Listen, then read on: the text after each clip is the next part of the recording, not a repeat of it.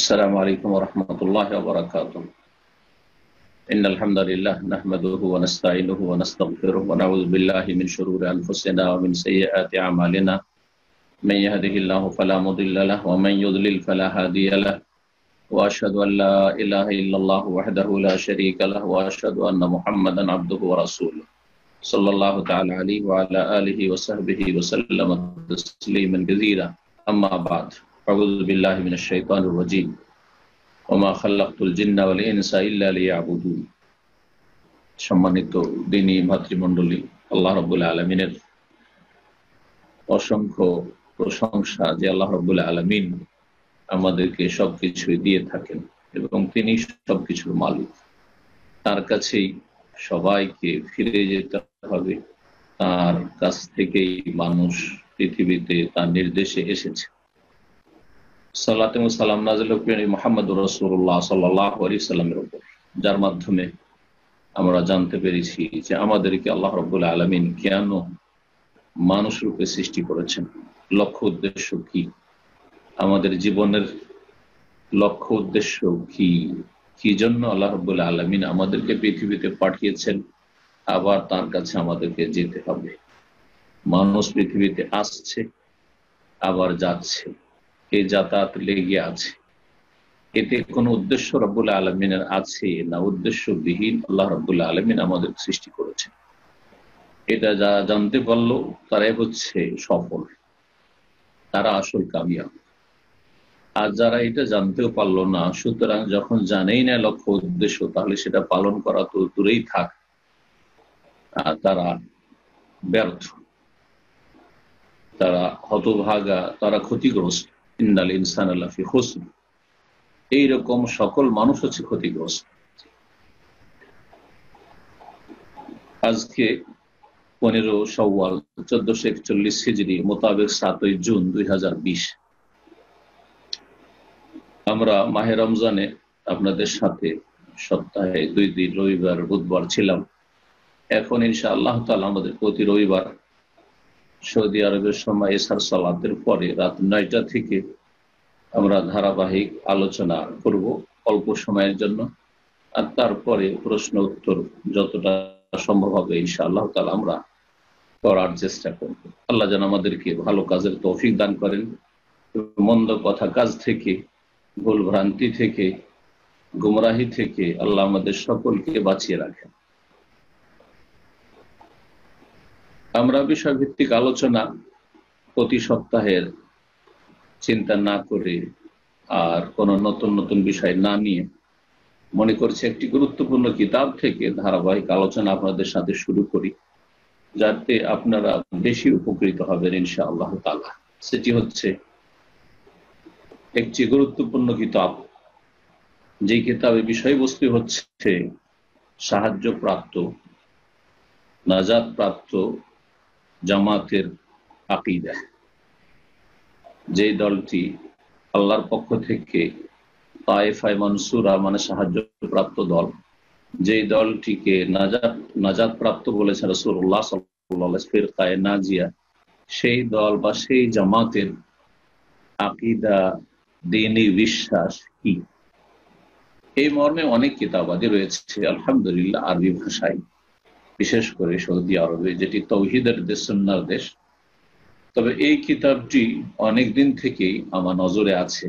অনেক কিতাবেরই দার্স দিয়ে শেষ করেছি, আবার অনেকগুলি শুরু করেছি বা কিছু অংশ দিয়েছি, এরকম হয়ে আছে। এই কিতাবটির দার্স ইনশাআল্লাহ তাআলা আপনাদের সাথে আজকে শুরু করব, আর ইনশাআল্লাহ আল্লাহ তৌফিক দিলে এইভাবে আমরা যত তাড়াতাড়ি সম্ভব শেষ করার চেষ্টা করব। এই কিতাবটির বৈশিষ্ট্য হচ্ছে যে প্রশ্নোত্তর আকারে আছে। প্রশ্ন করেছেন, তারপর উত্তর দিয়েছেন। 200টি প্রশ্ন এবং তার উত্তর রয়েছে। কিতাবের নাম হচ্ছে আলামুস সুন্নাহ আল মানসুরা লিইতিকাদি তায়েফাতিন নাজিয়াতিল মানসুরা। বড় নাম, সংক্ষিপ্ত নাম, যে নামে আরব ওলামাদের কাছে পরিচিত এই কিতাবটি, তা হচ্ছে আলামুস সুন্নাহ আল মানসুরা। তো এই কিতাবের লেখক হচ্ছেন, সংক্ষেপে তার নাম হচ্ছে হাফেজ আল হাকামি রাহমাতুল্লাহ আলাইহি। তিনি বড় একজন সৌদি আরবের শেখ, শেখ হাফেজ বিন আহমদ হাকামি। তার ইন্তেকাল 1377 হিজরি, মোটামুটি আজকে থেকে প্রায় 63-64 বছর আগে। তিনি সৌদি আরবের দক্ষিণ অঞ্চলের খুব বড় একজন আলেম। যেমন আপনারা অনেকে জানেন হয়তো যে শেখ ইবনে উসাইমিন রহমতুল্লাহ আলাইহির যে বিশিষ্ট বা প্রধান ওস্তাদ শিক্ষক ছিলেন শেখ আব্দুর রহমান নাসির সাদি। উত্তর অঞ্চল ও মধ্যম অঞ্চল নাজদের আল কাসিমের যার তাফসিরে সাদি রয়েছে, তো ওই যুগের তিনি শেখ ইবনে বাজ, ইবনে উসাইমিন এসব ওলামাদের ওস্তাদদের যুগের তিনি হচ্ছেন বড় একজন আলেম। তার আকীদার উপর প্রসিদ্ধ কিতাব হচ্ছে এটি একটি কিতাব, আর একটি কিতাব রয়েছে এর চাইতে বড় আকারে, যে কিতাবটির নাম হচ্ছে মাআরিজুল কবুল। মাআরিজুল কবুল। তো তিনি অনেক কিতাব লেখক এবং তার মাধ্যমে অনেক দিনের দাওয়ার কাজ হয়েছে। আল্লাহ রাব্বুল আলামিন তার নেক আমল কবুল করুন এবং তার রুহের মাগফিরাত করুন এবং তার গুনাহ খাতা মাফ করুন, জান্নাতুল ফিরদাউস উচ্চ স্থান আল্লাহ রাব্বুল দান করুন। তার কিতাব থেকে ইনশাআল্লাহ তাআলা আমরা উপকৃত হব। আজকে শুধু দুটো প্রশ্নের উত্তর আমরা জানব। প্রথম প্রশ্ন হচ্ছে, মা আউয়ালু মা ইয়াজিবু আলাল ইবাদ, বান্দার উপর সর্বপ্রথম ফরজ কি? আমরা যে আল্লাহর বান্দা, তো বান্দা মানে অনুগত বান্দা অথবা অবাধ্য বান্দা, এক কথায় মানুষ। বান্দা শব্দটি দুই অর্থে ব্যবহার হয়ে থাকে। আমরা মুসলিমরা বান্দা মনে করি যে আল্লাহর অনুগত বান্দা, অর্থাৎ মুসলিমদেরকে আল্লাহর বান্দা মনে করি, কিন্তু আল্লাহ সব সৃষ্টি আল্লাহর বান্দা। জি, ইচ্ছাকৃত অথবা অনিচ্ছাকৃত ভাবে আল্লাহর অনুগত। আর যেখানে মানব জাতি এবং জিন জাতির স্বাধীনতা চলে, ক্ষমতা কাজ করে, সেখানে অধিকাংশ জিন এবং মানুষ অবাধ্য হয়ে গেছে, অবাধ্য হয়ে যায়। কিন্তু যেখানে ক্ষমতা চলে না আল্লাহ রাব্বুল আলামিনের সৃষ্টিগত নীতিমালাগুলির ক্ষেত্রে বা সৃষ্টিগত বিষয়গুলির ক্ষেত্রে, তখন মানুষ এবং জিন সেখানে নিরুপায় বাধ্য। জি, তো এই জন্য কোরআন কারীমে বলা হয়েছে যে আকাশ জমিনে যা কিছু আছে এবং যে কেউ আছে আল্লাহকে সিজদা করে বা আল্লাহর তাসবিহ করে। তো এই আয়াতগুলির অর্থ হচ্ছে ঠিক এটি, যেটি আমি সংক্ষেপে বললাম। সমস্ত সৃষ্টিকুল আল্লাহ রাব্বুল আলামিনের ইবাদত বন্দেগী করে, তাসবিহ করে। মানব আর জিন এই দুটো সৃষ্টি, এরা যেসব বিষয়গুলির ক্ষেত্রে স্বাধীনতা রাখে না, আল্লাহ ওইভাবে সৃষ্টি করেছেন, আর যেভাবে আল্লাহ সৃষ্টি করে সেইভাবে চলতে বাধ্য, মানে শরীয়তগত বিষয় নয়, সৃষ্টিগত বিষয়, তখন সেই ক্ষেত্রে অনুগত। যেমন পায়ে হাঁটতে হবে, চোখে দেখতে হবে, আর হাতে ধারণ করতে হবে, ইত্যাদি ইত্যাদি। জবান দিয়ে আপনি স্বাদ গ্রহণ করবেন, অথবা বাকশক্তি জবানে রয়েছে, শ্রবণ শক্তি কানে রয়েছে। জি, এইভাবে। অথবা মানব জীবনে সুস্থতা আর অসুস্থতা, মানুষ নিজের ইচ্ছায় কেউ সুস্থ থাকতে পারে না, নিজের ইচ্ছায় অসুস্থ থাকতে হয় না। আর মানুষ নিজের ইচ্ছায় কেউ মৃত্যুবরণ করবে না, আর কেউ বার্ধক্যে উপনীত হতে চাইবে না। তো এই যে বার্ধক্য এসে যাওয়া, মৃত্যু এসে যাওয়া, সুস্থতা বা অসুস্থতা, সচ্ছলতা অসচ্ছলতা, এই যে পৃথিবীর বর্তমান অবস্থা, যে ভাইরাসে মানুষকে অসহায় বানিয়ে দিয়েছে, এগুলোর ক্ষেত্রে মানুষ জিন অনুগত, উপায় নেই। এগুলো হচ্ছে সৃষ্টিগত বিষয়। অমর এগুলি হচ্ছে তাকওয়িনিয়া বা কওনিয়া, এগুলো হচ্ছে সৃষ্টিগত বিষয়। শরীয়তগত বিষয়, শিরিক করিও না, এক আল্লাহর ইবাদত করো, সালাত কায়েম করো, সিয়াম পালন করো, যাকাত প্রদান করো, সত্য কথা বলো, এগুলো হচ্ছে শরীয়তগত বিষয়। এগুলোর ক্ষেত্রে অধিকাংশ মানুষ এবং জিন অবাধ্য হয়েছে। পক্ষান্তরে মালায়েকা তারা অনুগত, তারা লা ইয়াসুনা আল্লাহ মা আমরাহুম। যাই হোক, সেদিকে কথা না বাড়িয়ে ভূমিকাতে কথাগুলি বললাম যাতে বুঝতে সুবিধা হয়। বান্দার ওপর মানে সৃষ্টির ওপর, মানুষ এবং জিনকে বিশেষভাবে আল্লাহ রাব্বুল আলামিন কি জন্য সৃষ্টি করেছেন, এবং সর্বপ্রথম মানব জাতির ওপর কোন বিষয়টি ফরজ, সর্বপ্রথম ফরজ মানব জাতির ওপর কি? বলছেন শেখ যে আউয়ালা মা ইয়াজিবু আলাল ইবাদি মারিফাতুল আমর আল্লাযী খালাকাহুমুল্লাহু লাহু, সর্বপ্রথম মানব জাতির ওপর যে বিষয়টি ফরজ সেটা হচ্ছে যে মানুষকে জ্ঞান অর্জন করতে হবে যে আল্লাহ তাকে কেন সৃষ্টি করেছে। তাহলে আমাকে আপনাকে, যে কেউ পৃথিবীতে আছেন বা চলে গেছেন অথবা আসবেন, সবার উপর ফরজ ছিল আর ফরজ আছে এবং ফরজ থাকবে। তা হচ্ছে সর্বপ্রথম ফরজ।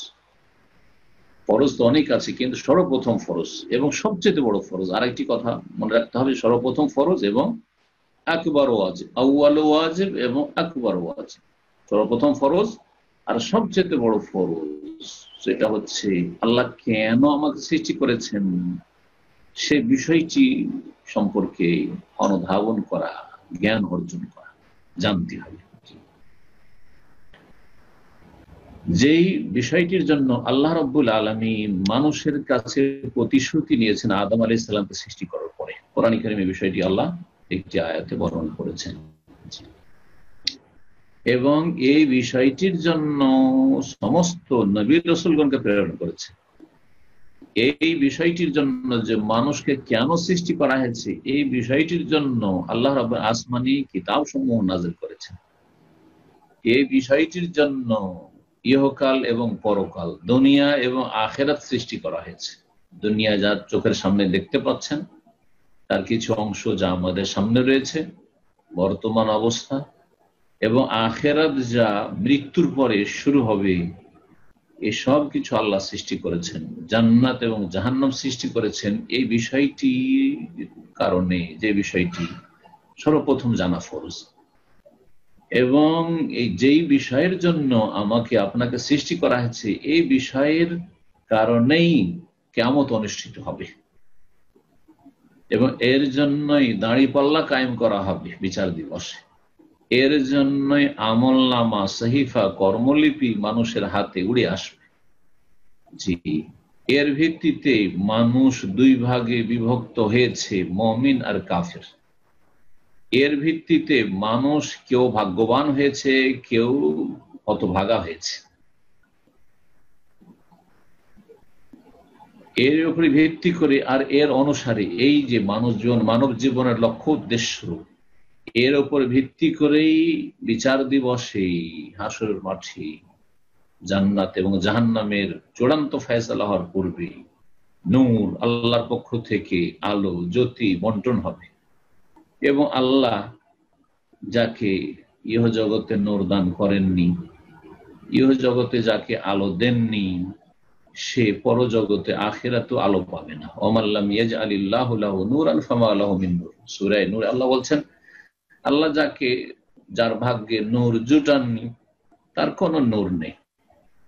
যার ভাগ্যে পৃথিবীতে নূর, হিদায়াতের আলো, জি আল্লাহ রাব্বুল আলামিনের দিক নির্দেশনার আলো জুটেনি, তার জন্য আখিরাতে বিচার দিবসেও কোনো আলো নেই, অন্ধকার অন্ধকার অন্ধকার নিমজ্জিত থাকবে। তাহলে সে বিষয়টি কি, যে বিষয়টি সম্পর্কে প্রথম প্রশ্ন করা হলো, সে বিষয়টি আসলে কি? তাহলে এখন পর্যন্ত বিষয়টি স্পষ্ট করা হয়নি। তাহলে মানব জীবনের উপর সবচেয়ে বড় ফরজ যে তার জীবন লক্ষ্য উদ্দেশ্য জানবে, যে আল্লাহ কেন আমাকে সৃষ্টি করেছেন, কেন আমি পৃথিবীতে আসলাম, এত সালে আমার জন্ম এবং এত সালে আমার মৃত্যু। এই যে আমার সময়টা পৃথিবীতে আমি কাটাইলাম, আসলাম আর চলে যেতে হবে, সবাই জানছেন যে চলে যেতে হবে, এটা কেন, এটা জানতে হয় প্রত্যেক মানুষকে। যদি জেনে নিতে পারে তাহলে জেনে নেওয়ার পরে এখন কর্মের পালা, আমলের পালা, আমল করতে হবে। জানার পরে যদি আমল করে তাহলে তো সফল। আর যেই ব্যক্তি জানলো আমল করলো না সেও ব্যর্থ। আর যেই ব্যক্তি জানলো না তাহলে আমলের প্রশ্নে উঠে না, তার কর্মের প্রশ্নে উঠে না, কারণ কর্ম মানুষে নির্ভর করে জ্ঞানের উপর, নলেজ। দ্বিতীয় প্রশ্ন হচ্ছে মা হুয়া যালিকাল আমর আল্লাযী খালাকাল্লাহুল খালকা লিয়াজালিহি, সে বিষয়টি কি যেই বিষয়ের জন্য আল্লাহ মানুষকে সৃষ্টি করেছেন বিষয়টি কি, এর মর্মে কয়েকটি আয়াত রয়েছে। আয়াত দিয়ে শেখ উত্তর দিয়েছেন। قال আল্লাহ তাআলা, মহান আল্লাহ ইরশাদ করেছেন, ওমা খালাকনাস সামাওয়াতি ওয়াল আরদা মা বাইনাহুমা লাইবিন, আমি আকাশসমূহ এবং জমিনকে খেল তামাশার জন্য সৃষ্টি করি এবং এই উভয়ের মাঝে যা কিছু রয়েছে, আকাশ এবং জমিন আর এই উভয়ের মাঝে যা কিছু রয়েছে, ভূপৃষ্ঠে যা কিছু রয়েছে, আকাশে যা কিছু যে কেউ রয়েছে, যা কিছু আল্লাহ সৃষ্টি করেছে আসমান জমিনের মাঝে, এগুলিকে আল্লাহ বলছেন আমি এগুলিকে লাইবিন খেল তামাশার জন্য সৃষ্টি করিনি, অর্থাৎ উদ্দেশ্যবিহীন সৃষ্টি করি। খেল তামাশাটা উদ্দেশ্যবিহীন হয়ে থাকে। বাচ্চারা যে খেলাধুলা করে কোনো উদ্দেশ্য থাকে না, সময় পার হয়ে চলে যায়, খেলাধুলা করে উদ্দেশ্যবিহীন। আল্লাহ বলছেন মা খালাকনাহুমা ইল্লা বিল হক, আমি এই আকাশ এবং জমিনকে সৃষ্টি করেছি সত্য সহকারে, ন্যায়সঙ্গত ভাবে। জি, হকের জন্য আল্লাহ সৃষ্টি করেছেন। ওয়ালাকিন্না আকসারাহুম লা ইয়ালামুন, তবে অধিকাংশ লোক এটা জানে না, জানার চেষ্টা করেন না, উপলব্ধি করেন না। মহান আল্লাহ আরো ইরশাদ করছেন, ওমা খালাকনাস সামাওয়াতি ওয়াল আরদা মা বাইনাহুমা বাতিলা যালিকা যান্নুল লাযিনা কাফারু, আকাশ এবং জমিন এবং এর মাঝে যা কিছু রয়েছে তা আমি বেকার বেকার সৃষ্টি করিনি, অনর্থক সৃষ্টি করিনি। এটা বাতিল নয়, হকের বিপরীত হচ্ছে বাতিল। জি, উদ্দেশ্য নিয়ে আল্লাহ সৃষ্টি করেছেন, এই জন্য আগের আয়াতে ছিল ইল্লা বিল হক, এখানে বলছেন আল্লাহ বাতিল সৃষ্টি করেননি, অর্থাৎ উদ্দেশ্যবিহীন ফালতু সৃষ্টি করেন। যালিকা যান্নুল লাযিনা কাফারু, এটা কাফেরদের ভ্রান্ত ধারণা যে আকাশ জমিন প্রাকৃতিক, সব তারকা নক্ষত্র রাজি প্রাকৃতিক, দুর্যোগ প্রাকৃতিক, মানুষ আসছে আর যাচ্ছে প্রাকৃতিক, প্রাকৃতিক মৃত্যু, প্রাকৃতিক এই দুর্যোগ বালা মুসিবত ইত্যাদি না, এটা কাফেরদের ধারণা, এটা বিশ্বাসীর ধারণা নয়, বিশ্বাসীর বিশ্বাস নয়। মহান আল্লাহ আরো ইরশাদ করেন ওয়া খালাকাল্লাহুস সামাওয়াতি ওয়াল আরদা বিল হক, আকাশসমূহ এবং জমিনকে আল্লাহ সৃষ্টি করেছেন ন্যায়সঙ্গত ভাবে, সত্য সহকারে, উদ্দেশ্য বিহীন নয়, বরং উদ্দেশ্য নিয়ে। ওয়ালে তুজজা কুল্লু নাফসিন বিমা কাসাবাত, আর এই জন্য আল্লাহ আকাশ জমিনকে সৃষ্টি করেছেন যাতে করে প্রত্যেক ব্যক্তিকে কৃতকর্মের প্রতিদান দেওয়া সম্ভব হয়। যা কিছু যে করবে পৃথিবীতে, যা কিছু করে যাবে ভালো মন্দ, তার বদলা দেওয়া সম্ভব হয়, এই জন্য আল্লাহ সৃষ্টি করেছেন। তাহলে আসমান জমিন সৃষ্টি করেছেন, এই আকাশের নিচে আর জমিনের ওপর মানুষ যেন বসবাস করবে এবং যা কিছু কর্ম করবে এই কর্ম অনুযায়ী তারা ফলাফল পাবে। ওয়াহুম লা ইউযলামুন, এবং তাদের সাথে কোনো অবিচার করা হবে না। মহান আল্লাহ আরো ইরশাদ করেছেন ওমা খালাকতুল জিন্না ওয়াল ইনসা ইল্লা লিয়াবুদুন, আমি জিন এবং মানুষকে একমাত্র আমার ইবাদতের জন্য সৃষ্টি করেছি। দেখেন, ইল্লা লিয়াবুদুন, একমাত্র আমার ইবাদতের জন্য, তার মানে আর অন্য কারো উপাসনা পূজার জন্য নয়, ইবাদতের জন্য নয়। যেমন মূর্তি পূজার জন্য নয়, তেমনি মাজার পূজার জন্য নয়, যেমন দুর্গা পূজার জন্য নয় তেমনি দরগা পূজার জন্য নয়, দাঁড় করে পূজার জন্য যেমন নয় তেমন শুয়ে দিয়ে পূজার জন্য নয়। আল্লাহ ছাড়া কারো ইবাদত নয়। আল্লাহ তা'বুদু, আসল হচ্ছে যে কারো ইবাদত করবেন না, ইল্লা ইয়া, একমাত্র তার ছাড়া। এই যে তাওহীদ, এক কথায় বলতে চাইছেন যে মানুষ এবং জিনকে আল্লাহ রাব্বুল আলামিন সৃষ্টি করেছেন তাওহীদ প্রতিষ্ঠার জন্য। তাওহীদ ভিত্তিক যদি ইবাদত হয় তাহলে সেটি হচ্ছে ইবাদত, আর তাওহীদ বিহীন যদি ইবাদত হয় তাহলে তার নাম শিরক। যেই ইবাদতে তাওহীদ নেই, মানে আল্লাহর জন্য হচ্ছে অন্যের জন্য হচ্ছে, সেটা ইবাদত নয়, সেটা সবচেয়ে বড় অপরাধ, সেটা হচ্ছে শিরক।